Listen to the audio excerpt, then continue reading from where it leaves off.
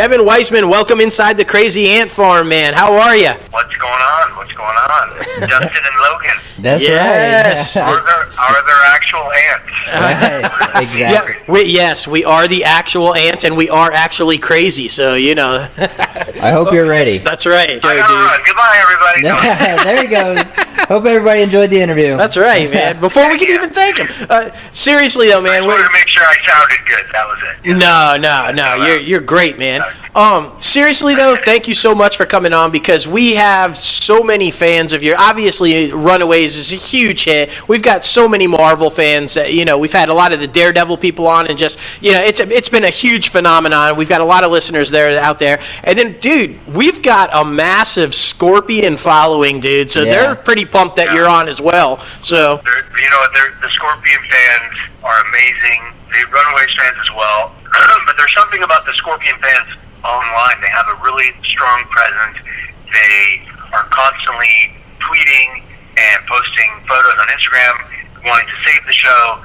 I get messages, when is the show coming back? And I'm sorry, I'm not the studio. Right. I'm merely an actor. I wish I could grant all of the amazing fans the wishes to bring the show back, but unfortunately I don't have that power. Right. And now I'm getting that from the Runaways as well, as it's coming to a close. And I get people asking me about the return of Alias. Yes. Well. Again, I say, unfortunately, I'm not Bob Iger, and I can't just, I wish I could. Right. See, that's so funny, because all of that I want to talk to you about, because you have been fortunate enough to have been in some like massive hits and that had huge fan followings. Like I said, Alias, I mean, Marshall just scene stealer every single time, dude. Every single time. I was a huge fan of the character. And then I think when everybody saw Jennifer Garner in Peppermint and it was such a huge hit, everybody started talking like, oh, she's back. Let's bring Alias back.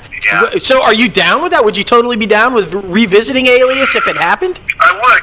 I think, as with any television show or film, I think it really just depends on if the folks who were creating the narrative came up with something interesting, an interesting way back in. Right. Because you're really setting yourself up for disappointment with a lot of these things, and I think we've seen that, right? When they try to bring something back, and oftentimes it's impossible to live up to the fans' expectations. Mm-hmm. I think the only thing that really did it was, for me, was this great. Well, I thought the X-Files revival was this recent one was really good on television. Right. I don't know if did you guys see that? Absolutely. And then also I really enjoyed the Karate Kid reboot on YouTube. I thought was really fantastic. Yeah, Cobra Kai. Yeah. They both had very interesting ways back into the characters and into the world. So just of this, I think if JJ were to want to do it and the actors were to jump on board, they would have to find a really interesting way to bring it back, as opposed to just kind of going back to where we were, because Sydney would now be 20 years older. Yeah, right, yeah. Exactly. I mean, Dustin and I talk Maybe about her it. daughter could be. Yeah, that'd be awesome. Exactly. New storyline and all that stuff. I mean, Dustin and I talk about all the time with all these reboots happening. It has to be done right. Which is hard, and people don't realize, I have a lot of writer friends, and it's not easy. I mean, I have some friends who write on the Blacklist, and I did a few episodes of those, and it's just so complicated, I mean, there's just so many pieces to try to craft these narratives, and I think audiences are really savvy and smart, and they really expect a high level of storytelling. So I think it's, like I said, it would be, to answer your question, yes, I would totally be down. But I think it would have to. I think it would have to be something where they could get into it from a fresh perspective. Absolutely. I'm saying, but I would love to work with those people. The writers on that show, it was like an all-star lineup. Mm-hmm. You have, Kurtzman and Orsi, Alex Kurtzman and Bob Orsi. They went on to do incredible work, right, with Star Trek. Oh, yeah. They've got the new Star Trek coming on with some of the original cast. They've got, the list goes on. Scorpion, Alex's company. And then you've got Josh Applebaum and Andre Nemec. Those guys have gone on to do great. And Drew Goddard, who's gone on to do amazing things. Obviously, JJ. The actors have all gone on to do really well. So it was an amazing time to be working. I didn't really realize it because I was pretty young at the time, and it was an early job for me. And I had been working, but that was a big job. And I just thought, oh, well, everything I work on it's going to be an amazing group of writers and actors. It hasn't always been the case. Man, was I wrong. I'll tell you what, though. I think the thing that makes you get onto these projects that are just like people love so much, I think your characters are always unique, dude. They're always quirky. They always have this, like, personality that just draws you, to the character. And I think you have killed it that way, bro. Like, it just seems like every character you play, you're like this guy everybody's rooting for, and I just think it's great, man. Well, that's really nice of you to say. I appreciate that because I think, I come from the theater and that's my background. And, I think in the theater, you don't really have an opportunity to, once you're performing, obviously stop and analyze what you're doing. You have to kind of just plow forward like a freight train, right? So it's not really relating to what you're saying, but I think I always just figured, you know what, let's not worry about what happens.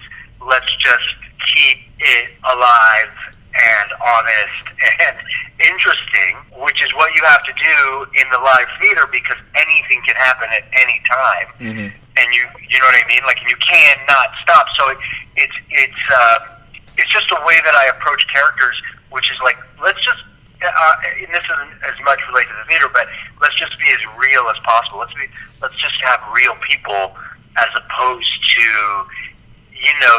there seems to be kind of when I started doing Alias, there was kind of a new wave of acting, which was a very, understated, I don't know, this thing where young actors thought that realism was, well, I'm just going to be really quiet and soft. Right? Right. Like a lot of these shows, these emotional moments and shows, it's like, oh, wait a minute, that's not, and so they take being really quiet, soft, and uninteresting as being realistic or as being natural. That's what they're thinking natural is. But when you study in the theater, you realize, well, being natural is really just listening. Right? Agreed. And being present. So, we're talking over each other. I'm thinking while I'm talking, so I'm stumbling or interrupting myself, or you're laughing or I'm laughing. Like, that's what being alive is. That's what life is. So exactly. That's what I was like, hey, let's try to replicate this on television. Why can't we just be real people as you see in film, oftentimes, or on stage, or in live? But it wasn't happening as much on TV. I mean, you had it a little bit like with NYPD Blue and with some of these shows, right, where people were starting to kind of be real people and gritty. And I just was like, that's what I want to do. That's how I'm going to audition. If I get jobs, great. If not, well, we'll see what happens. Like, it is what it is. But, yeah, and I would always be really prepared, with the material. And I'm not saying that I would not honor the writing, but I'm just saying, like, just being really present and making it as alive as possible. And there are great actors who do that. Philip Seymour Hoffman, who one of my favorites, Sam Rockwell. Definitely. Obviously Joaquin Phoenix. I mean, these guys are like killing it with the very thing we're talking about. Like, they take the material on the page and they elevate it to make it, as real as possible. And then you get people you work with like Alias and these great actors who are right there with you, and it makes it a lot easier. You know what I mean? Absolutely. Well, he's the lead on Scorpion, for those who don't know. Oh yeah, don't worry, everybody knows.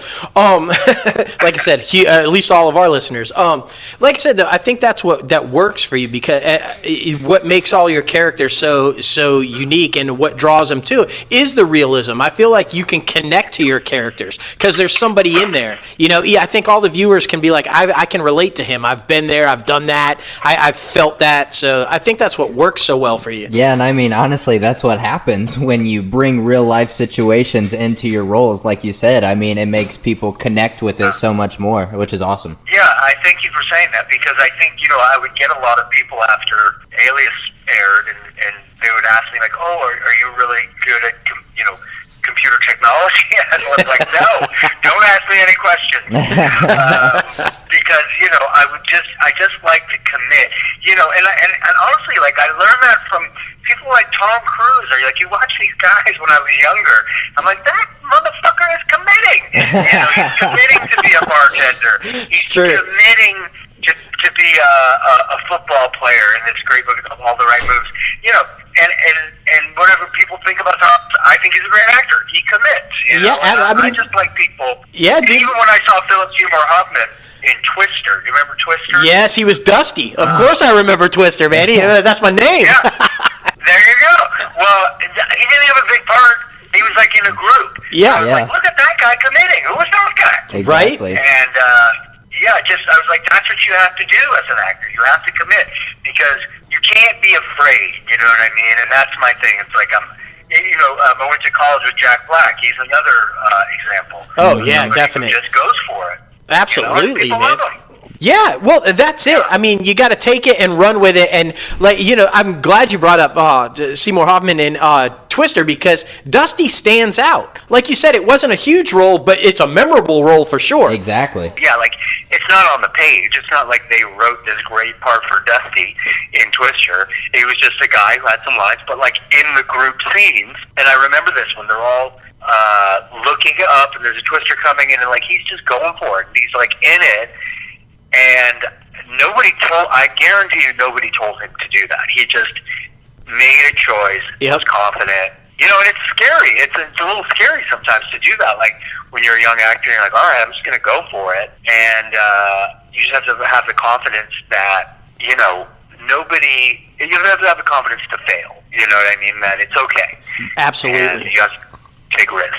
Yeah, I mean, exactly. I mean, we hear time and time again that it's 90% auditioning and 10% actually acting. So 90% of the time, you are getting no's and critiques. So you have to be a very confident person to keep moving forward, especially if you have some producers or directors that kind of are assholes. So it makes sense.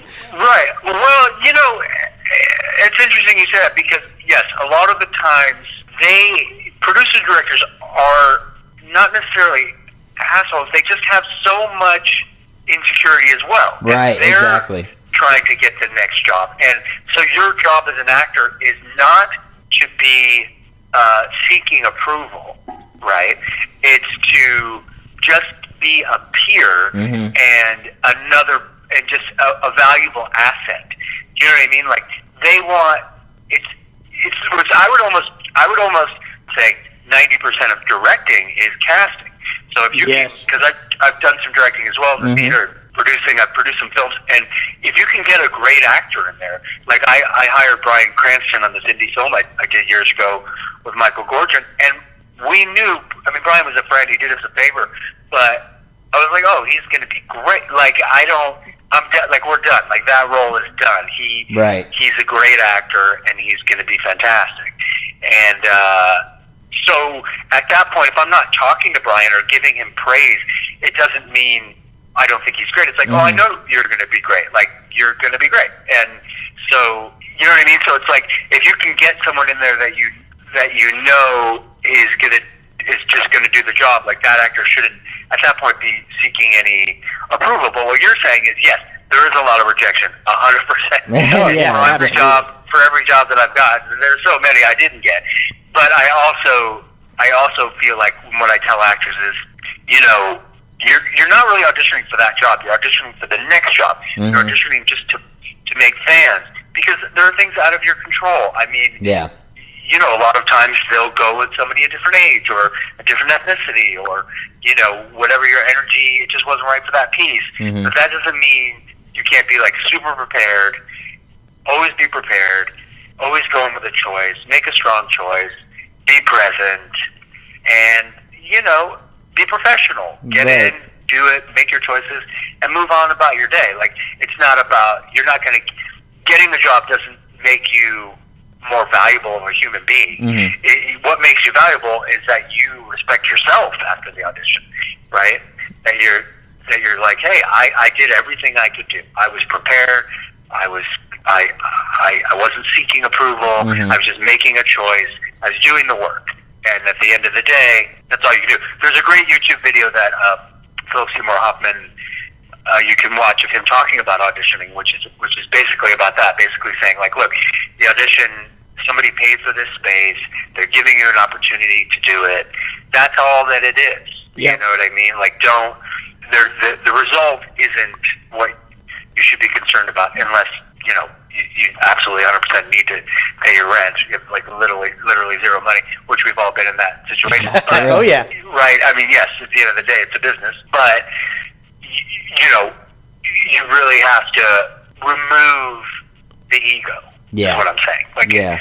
Right? Like, it's not about, it doesn't matter. Like, nobody really cares. No one knows you didn't get that job except you. Exactly. But it doesn't even matter if you don't get the job. Like, just be professional. I can't tell you how many times I've not gotten a job, and then a couple years later, that person will hire me. Like, hey, you were great in that thing. You just weren't right for that, but you're right for this. Right. Yeah, I mean, we've had a lot of people on our show talk about that, too. I mean, Jason Warner-Smith, who's an Atlanta actor, and auditioned for The Walking Dead like 10 plus times, but then they kept putting his resume in a folder saying, the right part just hasn't come yet. The right part just hasn't come yet. So you just have to there you go. Making connections, man, for future stuff, like you said. And I like what you said, too, about the actors and producers as well, because they're normally depicted as the mean people and everything, but we're all just anxious people, so we're all just trying to make the best possible product. So it makes sense that, I mean, just trying to get the best out of someone, especially if you have someone like Bryan Cranston that's just, he's awesome. So, I mean, I really don't have to put as much pressure on him as I do other people. That completely makes sense. Right, and obviously I'm using an example of a wonderful actor, but I don't, and unfortunately only one person could get the job, right? Right. That doesn't mean that there weren't a lot of people that were great, and, again, all you can do in the audition is just, like, make a strong choice, be present, listen, like, if you're gonna, if an actor's going in for an audition, be super prepared, but also be open to, whatever inspires you in the moment. Mm-hmm. You know Absolutely. what I mean? But you can only do that if you're prepared. If you're not prepared and you try to just be inspired, it's kind of like, it's like Kobe Bryant. That guy would practice like nonstop, and he's already good. Exactly. Right. But he was just like, I'm going to be so prepared, and then once the game starts, I'm just going to let a game come to me. That's it. I love that. Or Jerry Garcia, great guitar player. Like, the guy's a great guitar player, but I'm in the moment. I'm going to improvise. I'm going to just listen to the other musicians, and I'm going to go for it. And the audience responds. Yep, exactly. By the way, for you younger listeners, he's in a band called the Grateful Dead. Yeah, the great. That's hilarious. I knew that one. He knew that Yeah. And I do. There's an ice cream named after him. That's right. I really do like the fact that you brought up the producer, though, and the pressure that guy's under or that woman is under. Because, I mean, think about it. You're taking somebody's money, and you're betting on the fact that it's going to make the money back. And let's be honest, most of the time it does not. And I mean, just the pressure that they're under alone to have to try to cast people or hire above the line, below the line crew, and all these people. I mean, I can't even imagine the daily grind that they must go through, and nobody knows them. You get a few Uber producers that you recognize the name, but pretty much nobody knows who that is, and the pressure that they're under is crazy. Yeah, I mean, it's a business that, the fact that any show makes it on the air at all is kind of a miracle. Yep. Let alone a show being approved to get made, like the pilot. Like, you look at something like Scorpion. I mean, that show had an incredible run, and the fans were incredible, but it's also, really expensive to make. Yep. There's huge set pieces. There's a lot of action. Mm-hmm. So I'm sure the reason at the end of the day, after 5 amazing years, was, I think it's, cost a lot of money. I think. I mean, I don't know what the reason was, but it was weird because the ratings were really good, and I'm sure your listeners can attest to that. The ratings were really solid. I'm not really sure why the show is up here. So I'm sure I'm going to get some tweets asking me why, but I honestly don't know. But I just know that it wasn't Ray's fault. Right? No, it definitely was not Ray's fault. No. I mean, dude, you were living in a trailer, okay? You were good. You were saving money. You were good. and Alias and I have become really good friends. He's a wonderful guy, a very charitable, great actor, and I was so happy to get to meet him and work with him.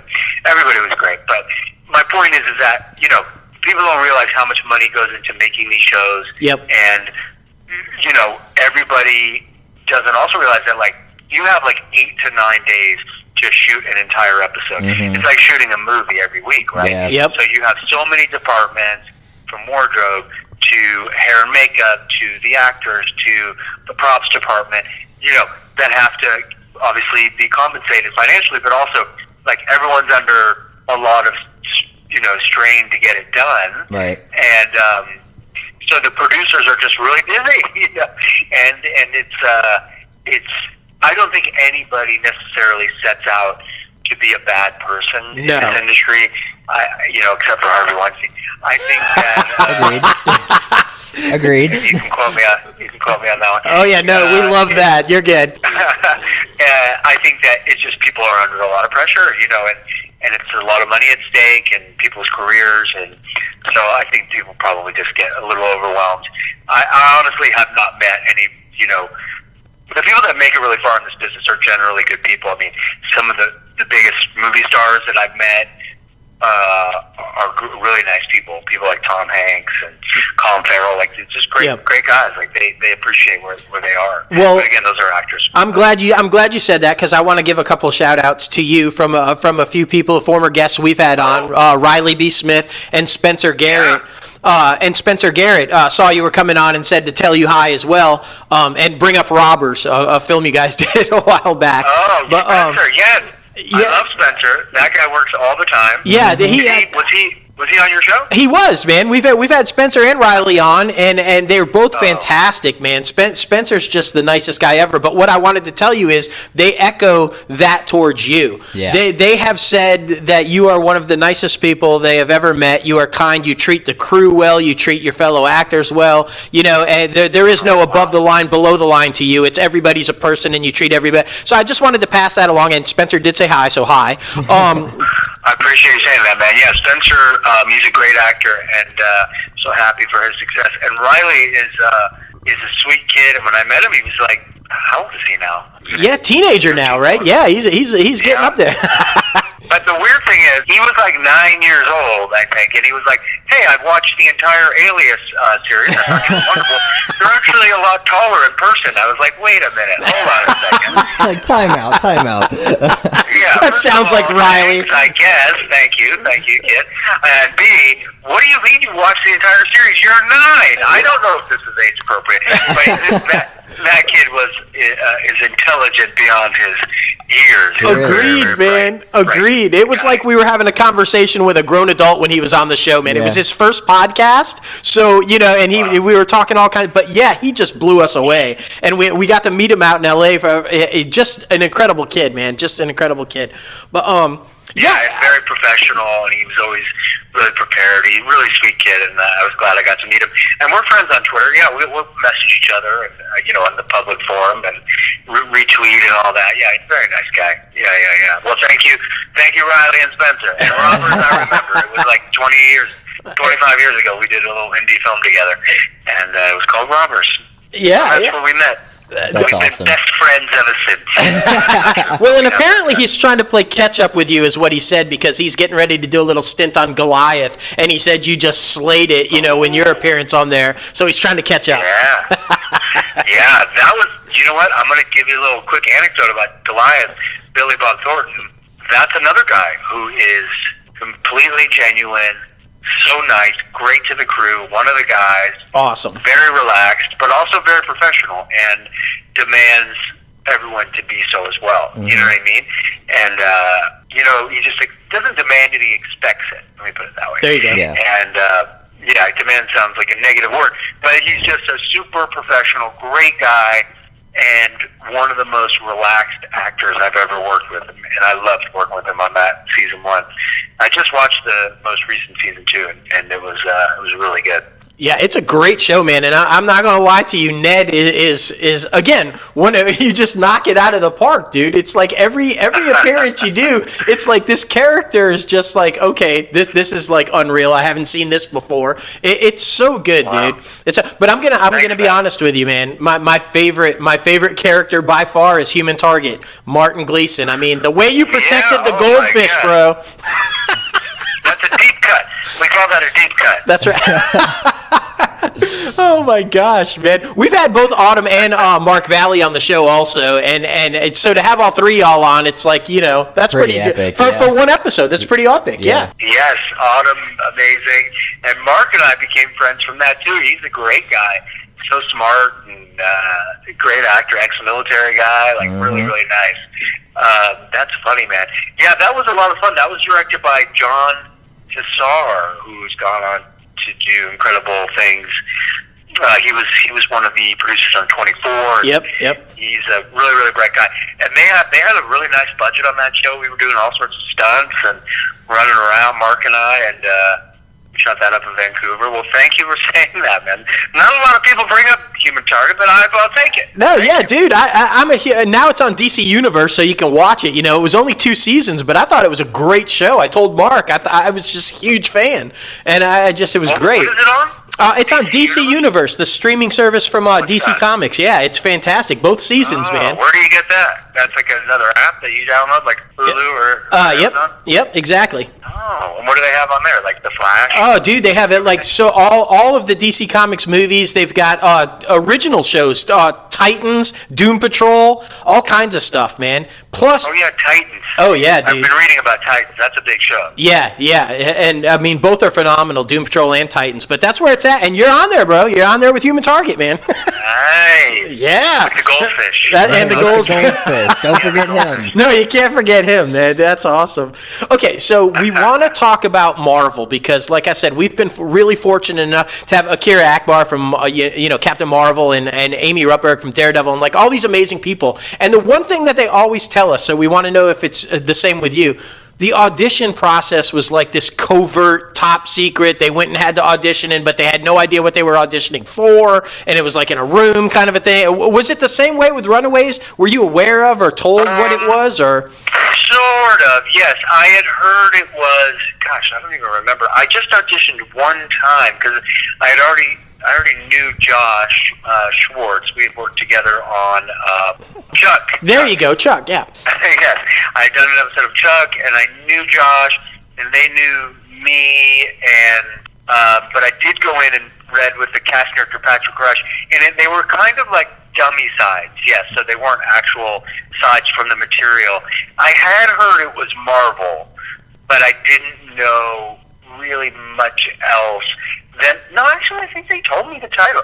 It wasn't. I don't think ours was a secret as everybody else's, but we didn't get the script, so I had to kind of agree to do it without having read anything.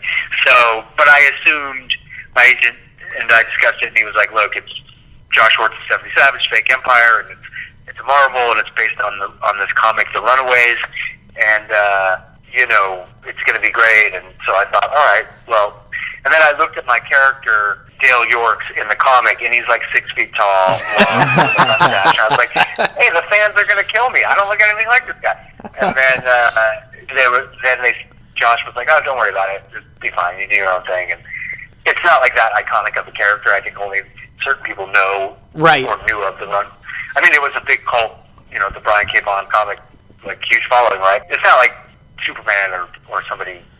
I don't know, dude. I'm a comic book geek, and I was thrilled when they announced it. So yeah, but I just think you killed the character, bro. It was awesome. The whole chemistry between the entire cast is fantastic. Agreed. And huge fan of the show. Major disappointed that it's not continuing. Especially when you guys do the crossover with Cloak and Dagger. Yeah, everybody was like super stoked for that, and then both of them were announced to not go forward, and I was really disappointed. Yeah, I think it was not necessarily anything personal about those shows. I think what I understand, they're just kind of I don't want to say getting rid of, but I think all the Marvel shows are done. Right, because I guess they've consolidated down now. And have you talked to Kevin Feige? Is there any word about bringing y'all possibility into the other side of it, or are you guys just no? We did fist bump at the Black Panther premiere, but that was it. Only a fist bump. We did not discuss the future, and this was prior to us knowing that the show was ending. But what I understand is he's now taking over the Marvel television department, and he's, I guess, going to just develop shows based on characters that are in the cinematic universe. Yeah. So, it's too bad. I mean, it's a great group, and I think they could have gone on to tell great stories with the kids and use the parents, periodically or whatever they wanted to do. I think that the cast was amazing. I mean, first of all those kids who played the Runaways, they were so good. Oh yeah, so well cast. And Allegra and Ariella, I honestly, felt very paternal with them, like they were my kids. And I have 2 girls, 2 daughters, and brought them on set, and they were so nice. I was like, look at all my daughters. It was a beautiful group of people, and I was disappointed. I think that it's unfortunate, but we had 3 great seasons, and all those young actors are going to go on to have great careers. And, what are you going to do? You just kind of move on to the next, right? That's it. But it is weird. It's weird that they just got rid of all these Marvel shows. There's so many good ones that people love. Yeah, absolutely, man. And then they took it and they popped it up on Disney Plus too. So now it's like you can watch it on Hulu and Disney Plus. So I don't know. At least everybody can see it. So that's good. Yes, and that's kind of when we were talking before we started recording about Alias. And when it was on Netflix for a little while, I was getting a lot of younger, people messaging me that they had discovered it, and I just think it's great with streaming and Disney Plus. People can discover the show now. Like a lot of my daughter's friends in her middle school are just now watching the Runaways on Disney Plus, and it's great. I'm like John Lennon when I show up to pick up my daughter. Right. Fantastic. How you doing, kids? How you doing? I love all the name drops of the older stuff, man. It makes me so happy. Yeah, right. It's like, John Lennon, who's that? Oh, that's a Beatle. Rogan's like, who's John Lennon? Whatever. That's so funny. He was in a band. That's right. That's Once upon a time. You were in a band, apparently, right? Called Trainwreck. Yeah. So, yeah, dude. Yeah. That's pretty interesting. You guys know Tenacious D? Exactly. Yes, of course. Kyle Gass. That's right. Good friend and little side project when he was in his downtime from the D. And I love playing the drums. It's a lot of fun. I've got a little studio at my house. That's cool. Oh yeah, we toured, and Kyle still plays. He's got another band called the Kyle Gass Band, but I wasn't really able to tour. It just wasn't available. So I hung up my drumsticks. But I do make with that band. But I do make some special appearances in and around LA. So I encourage everyone to follow me online on Instagram, and I will post about the next Trainwreck reunion show. That's going to be epic. We'll definitely make sure to tell everybody where to follow you and too. So let's go back a little bit because you bring up the music and the stuff like that. How did you get started in the industry? Like, was it something that you just kind of always knew that you wanted to do, be involved in theater and film and television, or was there a music dream? Were you going to go on the road with the band, or like how did it all get started, man? Well, I did play. I loved performing at a young age, and I did plays at my grammar school and middle school, and then when I got to high school here in LA, I started competing in these drama festivals where you would do Shakespearean pieces and contemporary plays against other kids from other schools, and I started doing pretty well with those. Started winning some awards. You do scenes from these plays, like either a monologue or two-person scene or a group scene. Right. And I was thought, wow, this is really fun.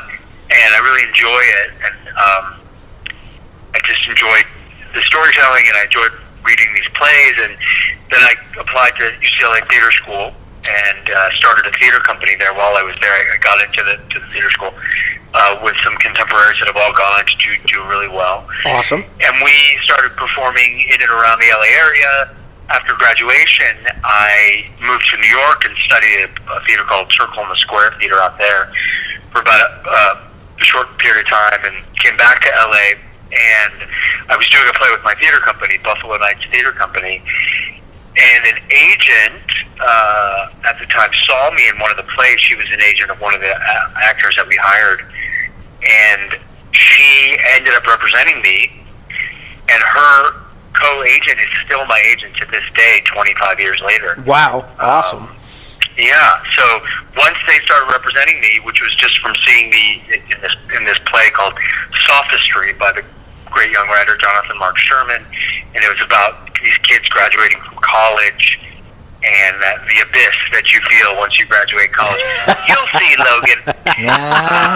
That's so true. The early 20, when you're just trying to figure everything out, and just a great play. And the part that I played, the play had been done in New York at the Malaparte Theater Company, which was Ethan Hawke's company, and my part was put by Steve Zahn, a great actor. And Steve, and a very funny part, and so I got a lot of attention for it and got this agent. And then I started, they started sending me out on auditions, and I got this movie right away. I got a part on Frasier. That was one of my first parts. Oh, epic. Seriously. You remember Frasier? I had like 2 lines. Yeah. Painter number two. 1994. And then I went to Australia to do this movie called Beverly Hills Family Robinson, which was like a remake of Swiss Family Robinson. Sure. With Diane Cannon and Sarah Michelle Gellar, pre-Buffy. And then I came back and I got cast in this TV show called Pauly, with Pauly Shore. Yeah. His show. Yeah. Remember that? I do remember that. We were canceled after 5 episodes, but it was on. Exactly.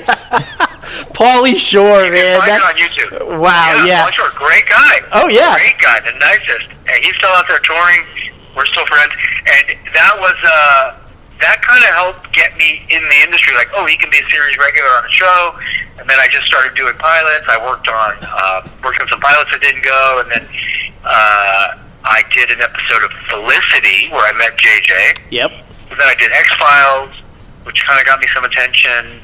A great episode with Will Sasso, directed by none other than Vince Gilligan. It was his first directing. Oh, wow. Okay. Yeah. And he, really nice. And then I remember my manager called me and she's like, hey, JJ wants to see you for this show he's doing called Alias. And the part was written for this guy in his mid-40s, and I was 29 at the time, 28, mid-40s, heavy set, Motley Crue t-shirt, ponytail, It screams you. Like, I can see why JJ called. Yeah. I was like, wait a minute, I'm none of these things. And I guess just go in, and this is a lesson to actors. Like, they never know exactly what they want. Like, just go in and do your thing. Yep. And I did. I ended up getting the part, which was amazing. And then things kind of just took off from there, because that show was on for 5 years. And I remember going to the, and all during this time I was doing theater with my theater company and staying sharp. And because as an actor, even when you're working, there's definite downtime. And I really just wanted to keep working and keep getting better as an actor. So did countless plays in LA. And then I ended up working with Mark Taper Forum and La Mirada Theater and the Geffen and some other larger theaters. But, that show, I remember going to the pilot, a screening with my agent, and after it was done, we turned to each other and we were like, holy shit, that was good. Yeah. Because I was only in like one scene in the pilot, but I mean, that's an incredible pilot. Yeah. Like, amazing. I can't believe I'm in this. And then like you said, 5 years, man, and it was just it literally like a small film every week. The stuff that they put together in that show was incredible. Yeah, and it was shot on film. Yep. Speaking of film, it was shot on 35, and it was just at the beginning, like high def, so they would kind of frame stuff in the 3rd season. And then I remember the DP saying, "Hey, look at the framing here. We're doing it in standard and high def." I was like, "What? What's that?" Right. And this was like 2003, 2004. And those were incredible actors. Like being from the theater, great theater actors, Victor Garber and Ron Rifkin. Oh, yeah. Yeah, I was like, this is amazing. I'm part of this. And, you had to bring your A game. It was like one of those things where you had to show up ready to go, because these were like Billy Bob, these were people that really demanded, in a good way, just like professionalism. Yeah. So that's how I learned to be professional and to always be ready to go. I do see some younger actors that aren't as prepared sometimes, and it does raise an eyebrow.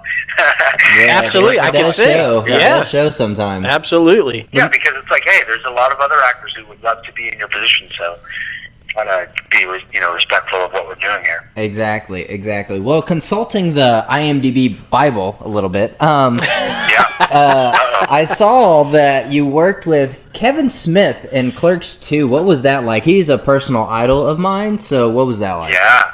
It's funny because I get recognized for that so much. Really? Yeah, well, because I think like you, there's so many people.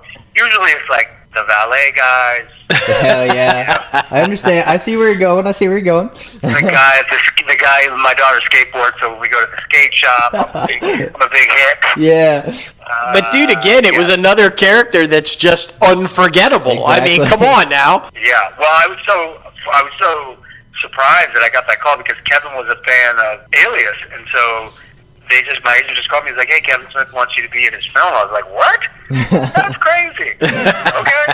And he was so super cool, and he knew Jack and Kyle, so we kind of had that connection too. I think he had come to see Trainwreck, and he was one of those guys that would sit behind the monitor. I mean, it was pretty much scripted, but I would improvise a little bit. He would just yell stuff out, yell lines out. He was just writing, and it was kind of like high, like pressure, but also like really fun. Yeah, that's awesome. awesome. It was cool. Like he was another guy that just was like, let's just do it, let's have fun, let's find something, let's find it. So he's a cool guy.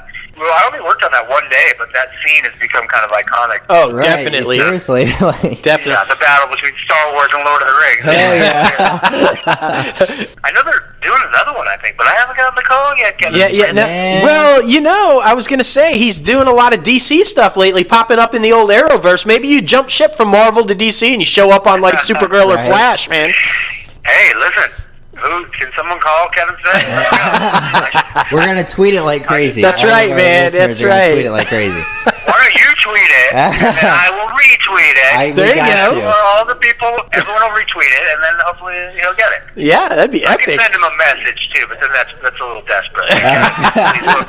We'll be desperate for you, okay? It's going to be no problem. It'll be all right. We will take all of that. It is completely fine, man. It'll be like secret desperation. That's right. That's right. Epic, always. My daughter just sent me a little video of me throwing up. Oh my goodness.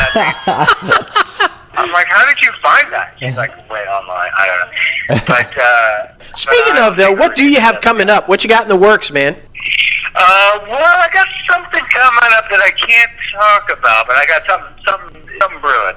All right. Well, you know what that means, Kevin. You just have to come back on again and tell us when you're able to tell us. Yeah, something brewing, and then also doing some writing. Kyle and I have a production company, Kyle Gass and I, and we're developing some things as well. Awesome. And just try to get into a little bit more creating, producing, writing as well with Kyle and some other really talented people that I know. But as an actor, yes, I do have something in the works, but that's all I can say. All right, fair enough. I hear through the grapevine that Kevin Smith is interested in working with me again. No. That's right. A few seconds ago, someone told me. That's right. Definitely going to happen. Look, I want to bring up too before we get you out of here. I do want to bring up because you're huge into doing a lot of charity work as well, and I really wanted to bring that up because so much respect for that. All of us here involved, we really believe in that and giving back to others, and when you're in a position to be able to do that. So talk about that a little bit. I mean, you take every opportunity for the golf and poker, right? Yeah. Well, first of all, it's the kind of thing like when you watch Robert De Niro talking about politics, and then people say like, well, hey, you're an actor, you should know about politics, but it's like his response is, well, no, I'm a citizen, and I just happen to have a platform, so I'm going to use that platform to tell you how much I dislike a certain member of our government. Yeah, kind of an orange fella, maybe. With bump. Yeah, there you go. So my attitude is like, hey, I'm in this position where some people know who I am, and if I can make a difference just by showing up to an event or tweeting about a donation or letting people know. I mean, I'm a vegan. I believe in animal rights. I believe in environmental rights. It's very important to me. So I get that message out, and I also have a nephew who has Duchenne muscular dystrophy, which is a devastating disease, but they're making strides. Yep. So I have an organization called DMD Fund, and that I sit on the board of. I mean, there's many people involved in the organization. Or Cure Duchenne is another great organization for people to check out. So, listen, I'm playing golf, I'm playing poker, I'm sending some tweets, and I'm going out there and going to events. I mean, I'm just doing my part as a citizen of the world, and I mean, we all should do it, right? We all should contribute, but I just feel like, especially people that have any sort of public eye, we should try to get back as much as we can. So that's my attitude. So I get out there. So if you got anything going on, let me know. Oh, dude, absolutely, man, and much respect. Like I said, it just goes back to the kind of individual you are, the kind of person you are. So much respect for that. Yeah, seriously. Well, thanks, man. And I'm happy for you guys doing this. I always appreciate people that get out there and do what they care about, what they love. So I'm glad I got to jump on and talk to you. Oh, dude, absolutely, man. And we couldn't be more happy to have you on. And like I said, we know all the listeners are going to love it. So we got to tell everybody, though. Make sure to tell everybody. Where can they follow you? On what social media platforms? We got to make sure they do. You can follow me at Dustin's Crazy Ant. Appreciate that. Thing called again? Crazy Ant. Yeah, Crazy Ant Media, man. Yeah. That's you. That's me. No, I'm just my name. Yeah, Kevin Weisman. On Instagram, Twitter, Facebook, all that. It's all awesome. It's all just my full name. So come say hi. They all do anyway. All the Scorpion fans constantly say hello to me. Oh yeah, I bet, man. They've already told us they're going to promote the hell out of this interview. So yeah, you'll be good to go, man. Well, I just want to say thank you to the Scorpion fans, the Marvel fans, the Alias fans, the Human Target fans. There you go. The fans, there's a lot of them, and just I appreciate it. It's really interesting because when I started, there was no social media. Now there isn't. It's great to hear from people. I really do appreciate all the love out there. So thanks, everybody. Well, and thank you. Vice versa. You are that guy that takes the time to respond to people on social media and like their stuff. And, I mean, that goes a long way, my friend. And thank you so much for coming on, dude. We really appreciate it, and we couldn't be more thrilled to have you on as a guest. All right, thank you, man. You should reach out to Robert Patrick. He'd probably do this, right? Oh, yeah, dude. We'll definitely do that. Definitely do that. Yeah, he's a good guy. He'd love to talk to him. Awesome. All right, you guys. I'm going to jump off. Take care. Yep, take care now. Have a good night. You too, man. Bye.